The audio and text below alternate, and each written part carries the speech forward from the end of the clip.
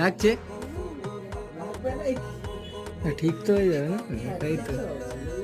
মাথাটাকে এবার সোজা করো এটা রাতে যদি হয়ে যায়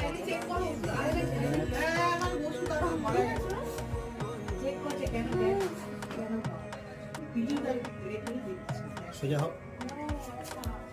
আরাম লাগছে